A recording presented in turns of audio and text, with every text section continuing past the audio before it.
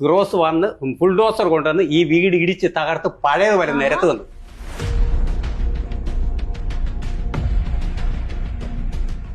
രേണു പറഞ്ഞ പച്ചക്കള്ളം ഞങ്ങൾ കൊല്ലംകാര് താമസിപ്പിക്കാൻ വേണ്ടിയാണ് ഇയാൾ വീടുണ്ടാക്കിയത്. ഇവിടെ വന്ന് ഇവിടെ താമസിച്ചു. തനിക്കാരെങ്കിലും ഞാനിവിടെ കൊണ്ട് വീടുണ്ടാക്കാൻ വേണ്ടി താമസിച്ചു. അല്ലെങ്കിൽ ഈ വേദനയുള്ള നാട്ടുകാർ ഇവിടെ വന്ന് താമസിച്ചു. ഞങ്ങൾക്ക് അങ്ങനെ ഇതൊന്നുമില്ല.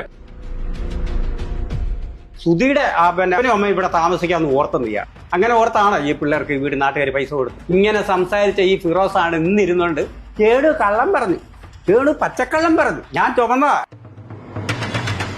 ഞാനിപ്പോൾ ഈ പറയുമ്പോഴും ചിലപ്പോ ഒരു പക്ഷെ ചോദിക്കാം ഇവൻ എന്നാ കാര്യമെന്ന്. അത് എനിക്കിതാ നീ അവിടെ ഇരിക്കുന്ന മിണ്ടായിരുന്നു.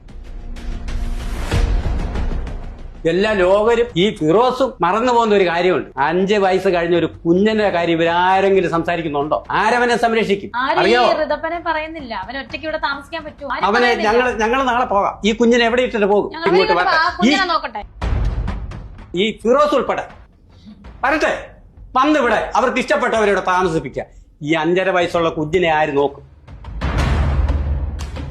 ഫിറോസ് എന്ന പുള്ളി പറയുന്നത് ഇനി ഞാൻ ആർക്കും സഹായം ചെയ്യത്തില്ല, ഒരിക്കലും ഇങ്ങനത്തെ സഹായം ചെയ്യരുതേ എന്ന് എനിക്കൊരു അപേക്ഷ കൂടെ ഉണ്ട്. ഒരു തന്തയോ ഒരു വീട്ടിലെ അത്താണി എന്ന് പറയുന്ന ഒരാളും മരിച്ചുപോയി കഴിയുമ്പോൾ അവരെ സഹായിക്കാനായിട്ട് വന്നിട്ട് ഒരു വെറും കള്ളനും കള്ളിയാക്കുന്ന ആ സ്വഭാവക്കാർ ഒരിക്കലും ആർക്കും ഇത് വെച്ച് കൊടുക്കരുത്. ദൈവമേ, ആരും ഞങ്ങളെപ്പോലെ ഇതുപോലൊരു അവസരത്തിൽ ചെന്ന് ഇടവരുത്തരുന്ന് ഞാൻ ദൈവത്തിനവരോട് പ്രാർത്ഥിക്കുന്നു.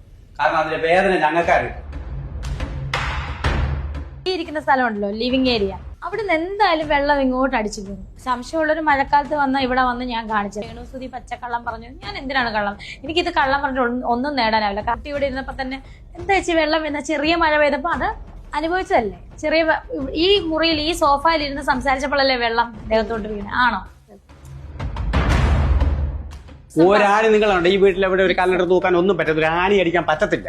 എന്നെ ആണി അടിച്ചാൽ ഇത് താഴോട്ട് പോകുന്നു ഇദ്ദേഹത്തിന് അറിയാം. ആ പറഞ്ഞ വ്യക്തി ഈ ഫാൻ ഫിറ്റ് ചെയ്തിരുന്ന 1.5 ഇഞ്ചിന്റെ ആണി കൊണ്ടാണ് ഈ ഫാൻ ഇത്രയും പൊക്കത്ത് ഫിറ്റ് ചെയ്തത്. ഞാൻ ഇവിടെ ഇരുന്നപ്പോഴത്തേക്കും ഇത് ഒരു സൗണ്ട് കേട്ടു. ഞാൻ എന്തായാലും ഇങ്ങനെ പുറത്തോട്ട് എന്തോ വരുന്ന പോലെ തോന്നി. പെട്ടെന്ന് ഞാൻ തട്ടി കഴിഞ്ഞപ്പം ഫാനിന്റെ ഒരു സൈഡ് വന്ന് എന്റെ ഇവിടെ ഇടിച്ച്.